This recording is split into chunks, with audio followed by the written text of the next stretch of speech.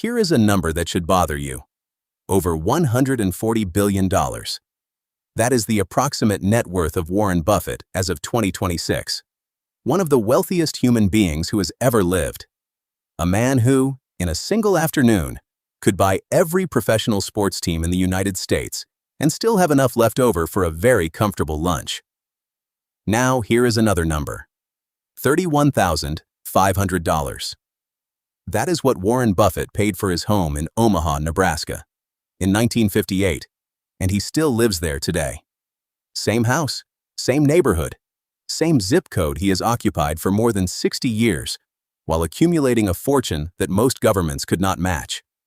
So what is happening here? Is this man cheap? Is he eccentric? Is this some calculated performance? A billionaire playing humble for the cameras to maintain a relatable brand? No, none of those things. What Warren Buffett has understood, more deeply than almost any person alive, is a concept that your school never taught you, your bank never explained, and your social media feed actively works against every single day. It is called opportunity cost, and once you see it the way Buffett sees it, once you run the actual math, it will permanently change how you look at every purchase you ever make for the rest of your life. Let us start with the house. In 1958, Warren Buffett was 27 years old. He had already been investing for several years, compounding money at rates that were attracting serious attention from people who understood what they were looking at. He paid $31,500 for a 5-bedroom home on Farnham Street in a quiet Omaha neighborhood called Dundee. Now, a reasonable person might look at that and say, fine, he bought a modest house when he was young and not yet rich. But here is where the story gets genuinely interesting. Buffett got rich. Profoundly, historically, almost incomprehensibly rich. And he never moved. He had every opportunity. Multiple opportunities every decade. He could have bought a Manhattan penthouse, a Malibu estate, a villa in the hills above Florence, a compound in the Hamptons with enough bedrooms to house a small army. He could have bought all of them simultaneously without meaningfully affecting his investment portfolio. He did not. And when interviewers ask him why, Buffett gives an answer that sounds deceptively simple on the surface, but contains a piece of financial logic that most people spend their entire lives never grasping. He says, I am happy here. I have everything I need, and the math does not make sense. That last part. The math does not make sense. What does he mean by that? Meet Alex. Alex wears a green tie and has just received a $50,000 raise. It is a big moment. Alex feels, for the first time, like a genuinely successful person, like someone who has arrived somewhere meaningful. And so Alex does what successful people do. Alex upgrades. New apartment in a better neighborhood. Car that is 2 tiers above the previous one. Weekend trips that did not fit into the old budget. A wardrobe that matches the new income level. Restaurants that used to feel like special occasions but now become Tuesday evenings. The raise disappears into the lifestyle almost immediately. The spending expands to consume every additional dollar within about 8 months. This is not recklessness. This is just how it works. Alex looked at the new income, calculated what was affordable, and made choices that fit comfortably within the new number. Now, meet Elena. Elena gets the same raise. Elena lives in the same city, attended the same university, has the identical income history as Alex. Same starting point, same trajectory. Elena does not upgrade. Not yet. Elena takes $2,000 per month from the raise and puts it into a low-cost index fund tracking the broader market. She stays in the same apartment for 2 more years. She keeps the same car until it genuinely needs replacing. She makes 1 or 2 intentional upgrades, a better mattress because sleep matters to her, a decent coffee setup because that brings her real daily pleasure. But she resists the gravitational pull to rebuild her entire life around the new income level. Over 10 years, at a historical average stock market return of roughly 10% per year, Elena's $2,000 per month becomes approximately $400,000. Alex has a nicer apartment, a car that smells new, and a very good story about a restaurant that closed during the pandemic. The difference between Alex and Elena is not intelligence. It is not even really discipline, in the way we usually think about discipline as something painful. The difference is understanding what each dollar actually represents. And this is the beating heart of Buffett's thinking. Buffett has a mental habit he has described in interviews, shareholder letters, and conversations with business students over 5 decades. When he considers spending money on anything, he does not think primarily about the price. He thinks about what that money would become if he did not spend it. In his early investing years, when his capital was compounding at extraordinary rates, he mentally multiplied every potential expenditure by the factor it would represent over decades of compound growth. A $10,000 car was not $10,000 to him. It was the $300,000 or $400,000 that same capital would grow into over 30 years if invested at his historical rate of return. The car was not an expense. It was a trade. He was trading a future sum for a present object. A $500,000 home upgrade was not $500,000. It was the multi-million-dollar future value of that capital deployed into productive businesses instead of into drywall and landscaping. Now, you might hear this and think, that sounds like an exhausting way to live. That sounds like a man who has turned every simple purchase into an economics dissertation, who cannot enjoy a cup of coffee without calculating its net present value. But here is what Buffett would tell you. Enjoyment is not determined by price. It is determined by meaning and by contrast. Buffett reportedly spends around $3.17 on breakfast at McDonald's on most mornings. He has said, with genuine warmth, that on days when the market feels slightly uncertain, he goes for the $2.61 option. On more confident days, the $3.17. He has described this morning ritual as something he genuinely looks forward to. The same man who could order a $100 breakfast every morning of his remaining life without the faintest financial consequence chooses a sausage biscuit and a coffee at a drive-thru. Not because he cannot afford better, not because he is performing frugality for an audience, but because the breakfast is not actually about the food. The pleasure is in the ritual, the familiarity, the simplicity of starting each day the same way. And the pleasure he gets from that $3.17 is completely real. It is not a lesser pleasure than a $60 hotel brunch. It is just a fundamentally different relationship with what money is for. There is a study you should know about. It comes from behavioral economics, and it permanently changed how researchers think about the relationship between money and human happiness. In 2010, psychologist Daniel Kahneman and economist Angus Deaton, both Nobel laureates, published research examining the connection between income and well-being across a large American sample. Their finding was striking, widely cited, and consistently misunderstood. Up to an income of approximately $75,000 per year at the time of the study, additional money meaningfully improved people's day-to-day emotional experience. Below that threshold, financial stress created real, measurable suffering that appeared in people's reported mood, their sleep quality, their relationship satisfaction, their sense of control over their own lives. But above that threshold, the relationship between income and daily happiness essentially flatlined. More money did not make mornings feel better. It did not improve the quality of time spent with people you love. It did not change how an hour of reading or music or sunlight felt in your body. The texture of ordinary days, at the level of actual lived experience, was largely unchanged by additional wealth past a certain point. While modern updates to this study show that happiness can scale higher with income, the core rule for the average baseline remains the same. What higher income did affect was a different thing, a reflective sense of life satisfaction. What higher income did affect was a different thing, a reflective sense of life satisfaction. When people stepped back and evaluated their overall trajectory, their sense of accomplishment, the story they told themselves about their lives, income still mattered there. But the moment-to-moment experience of being alive? Largely decoupled from wealth above a livable baseline. Buffett understood this decades before the research confirmed it, and it shows in how he lives. By every account from people who know him, he is a genuinely joyful person. He reads for 5 to 6 hours a day. He plays bridge with Charlie Munger. He talks to people he finds interesting. He eats food he enjoys. He works on problems that fascinate him. None of those things require a larger house.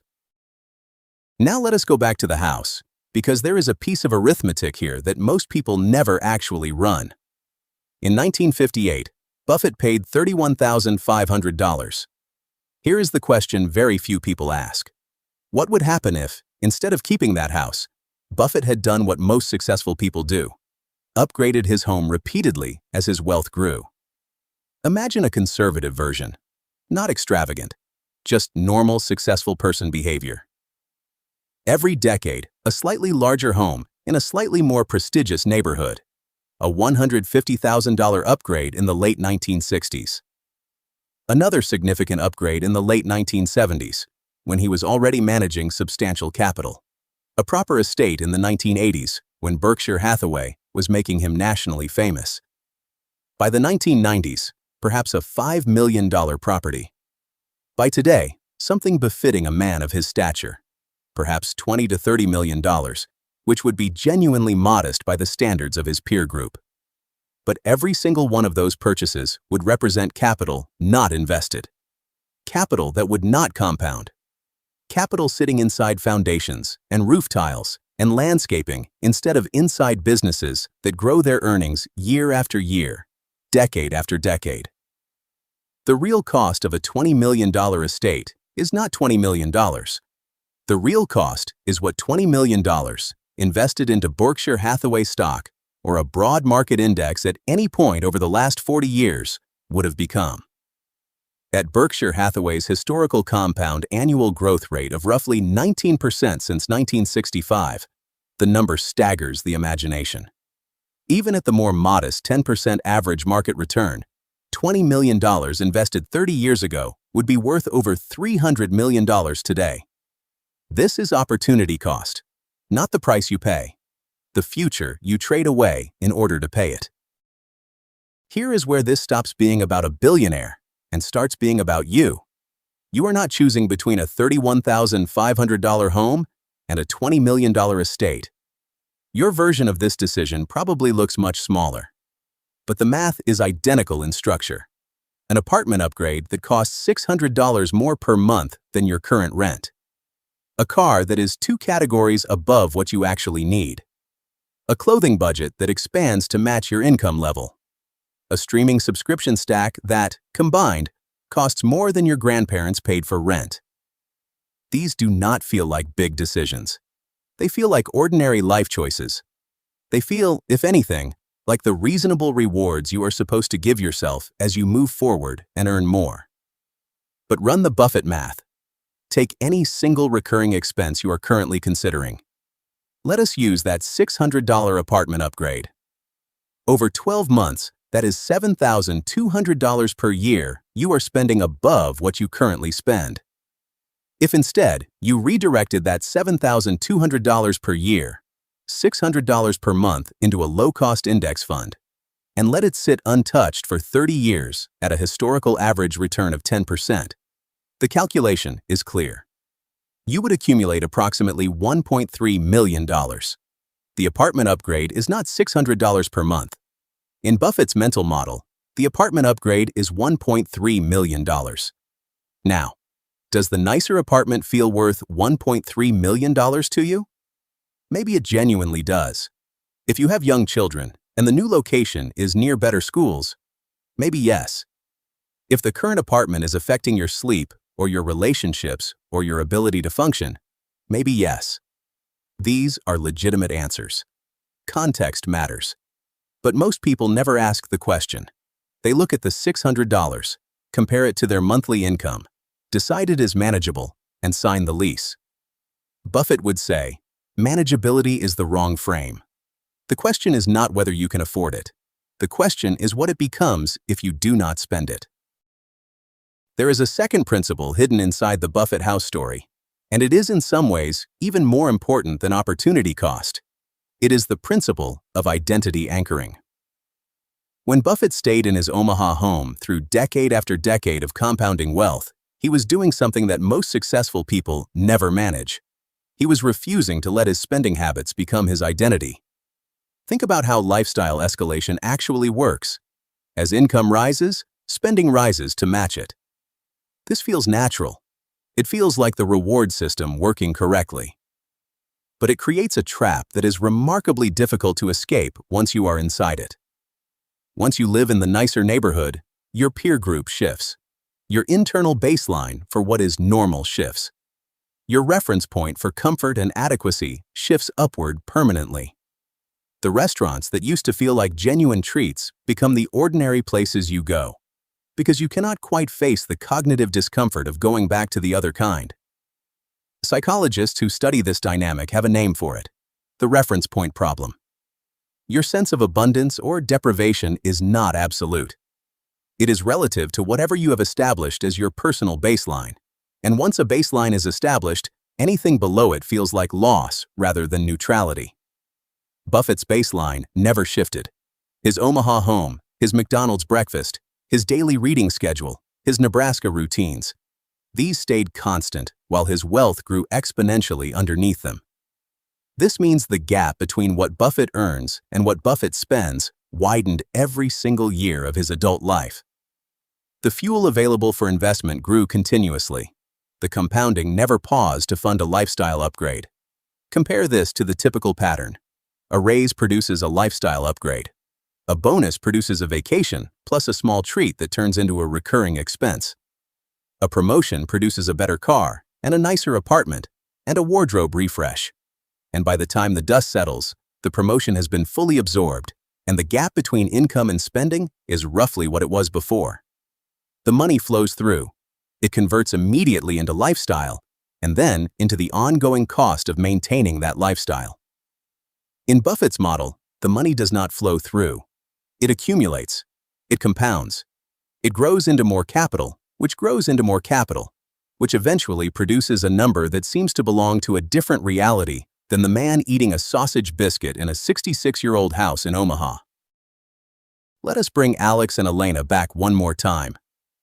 20 years after that initial raise, Alex is earning significantly more than at 27. The career has progressed. The income has grown substantially. The apartment is beautiful. Genuinely, the apartment is lovely. The car is reliable and comfortable. The vacations leave good memories. By any external measure, Alex is doing well. But the net worth has never quite caught up to the lifestyle. There is always something the salary is paying for. The car note, the rent, the subscriptions, the cost of the life that Alex built around the expectation of the salary that makes it possible. Elena, over those same 20 years, made a small number of intentional upgrades. A better neighborhood when the school situation genuinely mattered. A slightly newer car when the old one crossed the threshold from character to unreliability. Elena is not ascetic. Elena is not living in deliberate discomfort. But Elena consistently maintained a meaningful gap between income and spending. The investments kept running. The compounding kept building. At 50, Elena's portfolio is not just larger than Alex's. It occupies a categorically different position. Not a difference of degree, a difference of kind. Elena is approaching what financial planners sometimes call the crossover point, the moment when the returns generated by your investments exceed your spending needs. The portfolio has become large enough that it grows on its own, without additional contributions, faster than Elena could spend it at any reasonable rate. Elena's future is beginning to fund itself.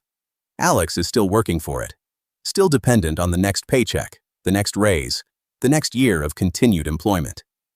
Still, at 50, essentially in the same structural position as at 27. Income in, lifestyle consuming it, a small and uncertain amount left over. The difference between these two outcomes is not talent. It is not luck. It is not some extraordinary rate of investment return or a perfect stock pick. It is the compound interest of a small, consistent, sustained gap between what came in and what went out, maintained over time, allowed to work. There is one more piece of the Buffett house story that rarely gets mentioned in the articles and documentaries. In his 2013 shareholder letter, Buffett told a story about two investments he made outside of Berkshire Hathaway, specifically to illustrate principles about how to think about asset ownership.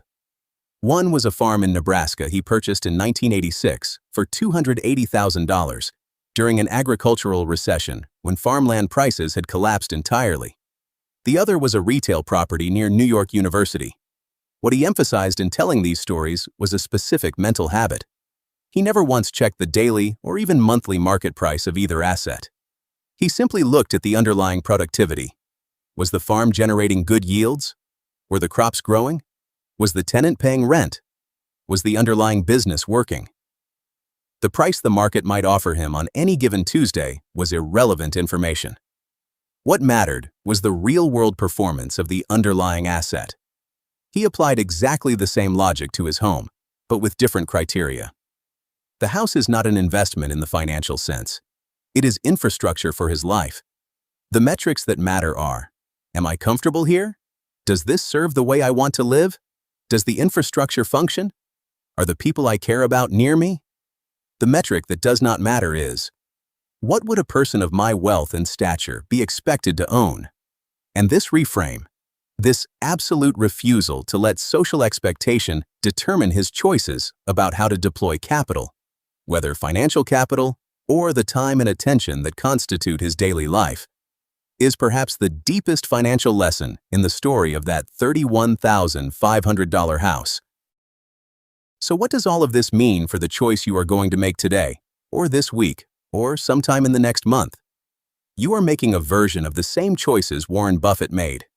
Not at his scale, not with his talent, not with his historical context, but structurally the same. There are expenses in your life that are optional, upgrades that feel earned, purchases that your peer group seems to be making, that your social media feed presents as normal, that your own sense of what you deserve seems to be pulling you toward. And every single one of those expenses represents a future you are either building or trading away. Not metaphorically, literally, mathematically, in the specific arithmetic of compound interest over time. The Buffett principle is not about deprivation. It is not about choosing smallness as a moral position. Buffett has, by every account from people who actually know him, an extraordinarily rich life, intellectually, relationally, experientially. He does not appear to suffer measurably from the absence of a yacht or a villa or a private dining room. The principle is about intentionality, about slowing down the automatic conversion of income into lifestyle, about asking, before you upgrade, not just whether you can afford it, but what it stops becoming the moment you spend it. About choosing which parts of your life you genuinely want to invest in with your spending and letting the rest compound in silence. About refusing to let your expenses chase your income and trusting the quiet, patient mathematics of that gap to build something that eventually becomes remarkable. Warren Buffett's house on Farnham Street is worth somewhere between $1.3 and $1.5 million today, depending on the estimate. Not because Omaha real estate is particularly spectacular, because 66 years of ordinary maintenance on an ordinary home in an ordinary American neighborhood adds up to a reasonable number. But the money that did not go into a better house, the capital that stayed in the portfolio instead of going into upgraded cars and larger apartments, and the ongoing maintenance costs of a more expensive life, that money became Berkshire Hathaway. That money became ownership stakes in Apple, Coca-Cola, American Express, Bank of America, businesses all over the world, compounding quietly, year after year, into a fortune of historical scale. The most expensive thing in your financial life is not the large purchase you agonized over. It is the dozens of ordinary upgrades you made without thinking. The ones that felt like decisions about comfort, but were actually decisions about your future. The $31,500 house has been sitting on a quiet street in Omaha for more than 6 decades. And every year that Buffett has lived there, instead of somewhere bigger, the distance between him and financial gravity has grown larger. That is not luck. That is not genius. That is the math of one small, consistent, sustained choice made over time. And the version of that choice is available to you, starting now.